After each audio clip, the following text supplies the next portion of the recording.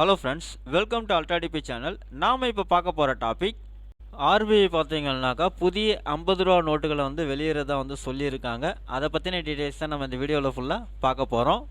நாம் வீடியோவை பார்க்குறதுக்கு முன்னாடி நீங்கள் இது வரைக்கும் நம்ம சேனலை சப்ஸ்கிரைப் பண்ணலைன்னா மறக்காமல் சப்ஸ்கிரைப் பண்ணிங்க.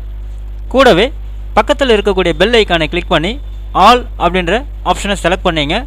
அப்போ தான் நம்ம சேனலில் போஸ்ட் பண்ணுற எல்லா வீடியோஸினுடைய நோட்டிஃபிகேஷன் உங்களுக்கு உடனே கிடைக்கும். வீடியோவை ஸ்கிப் பண்ணாமல் முழுசாக பாருங்கள். வாங்க நம்ம வீடியோவை பார்க்கலாம். அதாவது ரிசர்வ் பேங்க் ஆஃப் இந்தியா சமீபத்தில் நியமிக்கப்பட்ட புதிய கவர்னருடைய சிக்னேச்சருடன் கூடிய புதிய 50 ரூபா நோட்டுகளை வந்து வெளியிட உள்ளதாக வந்து அறிவிச்சிருக்கிறாங்க.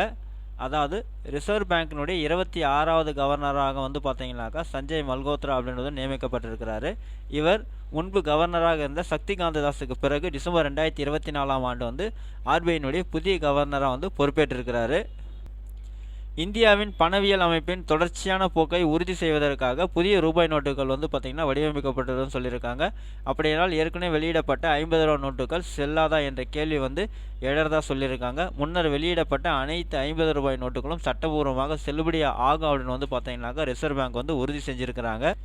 அப்படி பார்த்தோம்னா எதுக்காக இந்த 50 ரூபா நோட்டு வந்து புதுசாக இப்போ அச்சடிக்கிறாங்க, ஸோ அதில் என்னென்ன மாற்றங்கள்லாம் கொண்டு வர இருக்கிறாங்க அப்படின்னு பார்த்தோம்னா, அதாவது பாதுகாப்பை மேம்படுத்தவும் கள்ள நோட்டுகளை தடுக்கவும் அறிமுகப்படுத்தப்பட்ட மகாத்மா காந்தி நியூ சீரீஸின் கீழ் புதிய 50 ரூபாய் நோட்டுகள் வந்து ஏற்கனவே உள்ள வடிவமைப்பிலேயே தொடர்ந்து அச்சிடப்பட உள்ளதாக வந்து சொல்லியிருக்காங்க. அப்போது புதுசாக அவங்க எதுவும் மாற்றம் வந்து 50 ரூபா நோட்டில் செய்யலை. நோட்டினுடைய முன்பக்கத்தில் மகாத்மா காந்தியின் உருவப்படமும் பின்பக்கத்தில் வந்து கலாச்சார கருத்துக்களும் வந்து பொறிக்கப்பட்டிருக்கும் அப்படின்னு வந்து சொல்லியிருக்காங்க.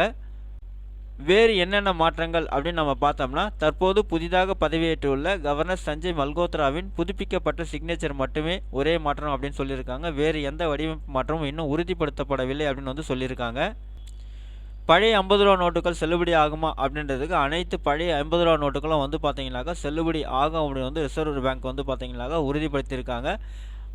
புதிய ஆளுநருடன் கையொப்பத்துடன் கூடிய புதிய நோட்டுகள் வெளியிடப்பட்ட பிறகும் முந்தைய ஆளுநரால் கையொப்பமிடப்பட்ட பழையவை பயன்பாட்டில் இருக்கும் அப்படின்னு சொல்லியிருக்காங்க. இது பொதுமக்களுக்கோ அல்லது வணிகங்களுக்கோ வந்து பார்த்தீங்கன்னா எந்த பிரச்சனையும் இல்லாமல் ஒரு சுமூகமான மாற்றத்தை வந்து உறுதி செய்யும் அப்படின்னு வந்து சொல்லியிருக்காங்க.